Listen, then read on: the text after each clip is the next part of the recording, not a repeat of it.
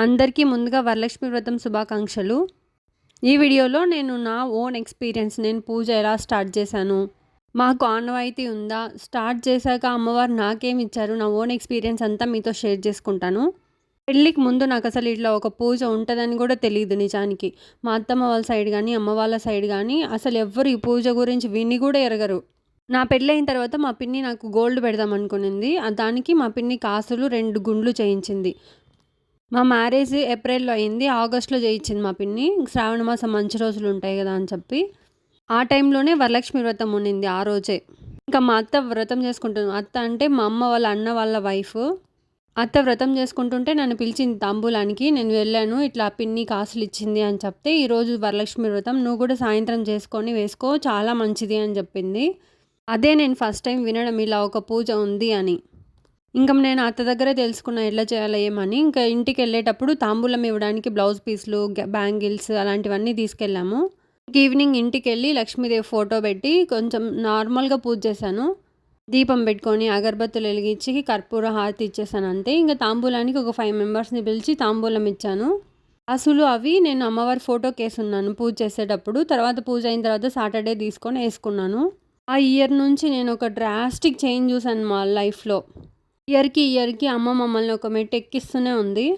చాలా ఫైనాన్షియల్‌గా గానీ, అంతా మొత్తం హెల్త్ వైజ్ అంతా చాలా బాగా జరిగింది. అప్పటినుంచి నేను తర్వాత 1 ఇయర్ ఏమో మిస్ అయ్యాను. అప్పుడు మా బాబు ప్రెగ్నెంట్ అప్పుడేమో. అంతేగాని ఇంకా వరుసగా అన్ని ఇయర్స్ వరుసగా చేసుకుంటూ వచ్చాను పూజని. స్టార్టింగ్ 2, 3 ఇయర్స్ నార్మల్‌గా చేసేదాన్ని. అంటే ఇట్లా బొమ్మను తయారు చేసి ఇట్లా కాకుండా నార్మల్ ఫోటోకే పూజ చేసుకోవడం, తాంబూలం ఇయ్యడం ఇలానే చేసేదాన్ని. తర్వాత కొంచెం ఇంప్రూవ్ చేసుకుంటూ వస్తున్నాను. నాకే బాగా పర్సనల్‌గా చాలా ఇంట్రెస్ట్ అయిపోయింది. అమ్మవారిని ఇలా రెడీ చేసుకోవాలి, అలా రెడీ చేసుకోవాలి. చూస్తుంటే చాలా మంచిగా ప్రశాంతంగా అనిపిస్తది. ఈ పూజకి మా ఇంట్లో వాళ్ళ సపోర్ట్ కూడా ఫుల్ ఉంటది. మా అత్తమామలు గానీ, మా హస్బెండ్ గానీ అసలు నీకు ఎట్లా కావాలంటే అట్లా పూజ చేసుకో, మనీ గురించి కానీ అసలు దేని గురించి పట్టించుకోరు. ఇంత ఖర్చు పెట్టావే అలా ఏం అడగరు. నీకు నచ్చినట్టుగా ప్రశాంతంగా మంచిగా పూజ చేసుకో అని మాత్రం చెప్తారు. ఈ ఇయర్ అయితే కొంచెం నేను లోగా ఉన్నాను. పాస్ట్ ఒక 10 డేస్ నుంచి మనసేం బాలేదు. అసలు కొంచెం లోగా చాలా డిప్రెషన్ లాగా అట్లా అనిపిస్తునింది. సండేకి ముందు కూడా నేను పూజ చేసుకుంటానా చేసుకోలేనా అనిపించింది. కానీ ఎలా అయినా సరే చేసుకోవాల్సిందే అని చెప్పి మంచిగా రెడీ చేసుకుంటున్నాను. ఈ పూజ చేసేటప్పుడు నాకు నిజానికి ఎవరి హెల్ప్ తీసుకోవడం ఇష్టం లేదు. అన్నీ నేనే చేసుకోవాలనిపిస్తుంది. జాబ్ చేసుకుంటూ నైట్ మొత్తం అసలు నిద్ర ఉండదు ఇంకా. రోజు నేను జాబ్ లాగౌట్ అయ్యేసరికి 7, 8 అయిపోతుంది. అప్పటి నుంచి ప్రసాదాలకి ఏమన్నా ఉంటే నానబెట్టుకోవడానికి, ఇంకా పూజ గది అంతా క్లీన్ చేసుకోవడానికి, ఆ సామాన్లన్నీ తోముకోవడానికి, ఇంకా డెకరేషన్ ఇది మంచి టైం ఎక్కువ పడుతుంది.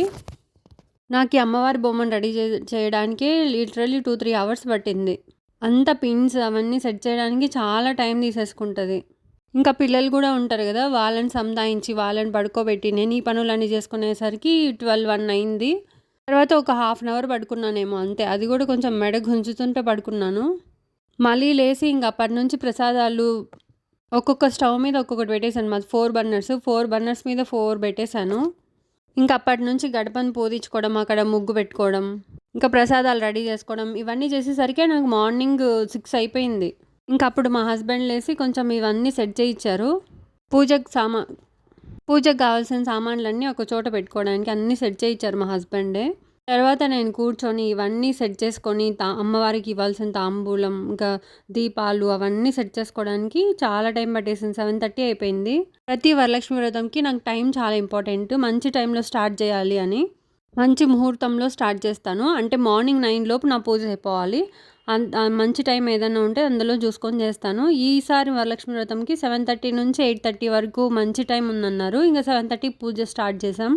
ఈ టైం తప్పిపోతే మళ్ళీ 9 నుంచి స్టార్ట్ చేయాలి. అట్లా నాకు ఇష్టం ఉండదు. మార్నింగ్ చేసుకుందామని చెప్పి ఇంకా స్టార్ట్ చేశాను.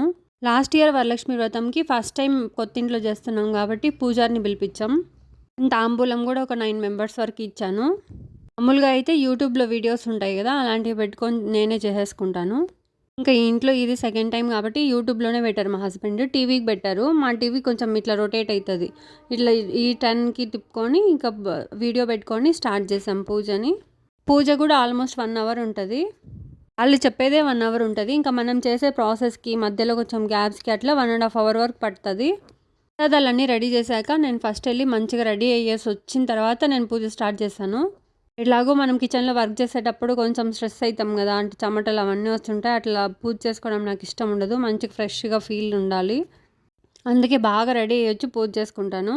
ఇట్లా పూజ స్టార్ట్ చేశానో లేదో మా పిల్లలు నార్మల్గా లేసేస్తారు 7కి అలాగా. రోజు నైట్ లేట్ అయింది కదా, లేయర్ అనుకున్నాను. మా చిన్న బాబుతోనే నాకు పెద్ద సమస్య.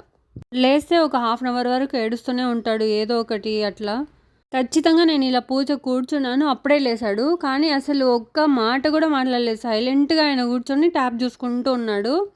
ఒకసారి వచ్చి చూసి వెళ్ళాడు పూజలో ఉన్నానని చెప్పి. ఇంకా కామ్గా వెళ్ళి ట్యాబ్ చూసుకుంటున్నాడు.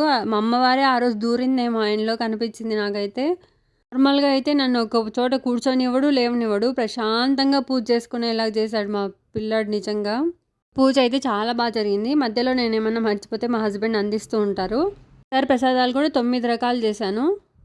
వడ, పొంగలి, పరమాన్నం, పానకం, పాయసం, దద్దోజనం, పులిహోర, చలిమిడి, శనగలు ఉడకబెట్టి పెట్టుకున్నాను. అవి ప్రసాదంగా. నార్మల్గా నానబెట్టినవి ఇంకా వాయినంలో ఇస్తాను. 3 రకాల ఫ్రూట్స్ కూడా పెట్టుకున్నాను. వాయినంలో ఏమేమి ఇచ్చానని చెప్పి షార్ట్ పెట్టాను, ఎవరికైనా ఇంట్రెస్ట్ ఉంటే చూడండి. చీరైతే ఒక నార్మల్ శారీ అమ్మవారికి తాంబూలం ఇవ్వడానికి పెట్టుకుంటాను. ఇంకా మంచి శారీ అమ్మవారికి కట్టడానికి పెట్టుకుంటాను. ఎవ్రీ ఇయర్ 2 శారీస్ అయితే కంపల్సరీ కొనుక్కుంటాను. మీ పూజ ఎలా జరిగింది, ఎలా చేసుకున్నారు అది తప్పకుండా కామెంట్ చేయండి. ఊర్లో అయితే ఆ ముత్తైదువులతో సమస్య లేదు నాకు అసలు. అంతా మా బంధువులే ఉంటారు. ఇక్కడ అపార్ట్మెంట్లో ఎవరిని పిలవాలన్నా కొంచెం టెన్షన్గా ఉంటుంది. ఇయర్ అయినా కొంచెం బెటర్, కొంతమంది పరిచయం అయ్యారు. లాస్ట్ ఇయర్ అయితే నాకు ఎవ్వరు తెలీదు, అయినా కొంచెం పిలిస్తే అందరు వచ్చి తీసుకున్నారు. నాకు తెలిసి ఇలాంటి ప్రాబ్లం అందరికీ ఉంటుంది. ఉంటే కామెంట్ చేయండి.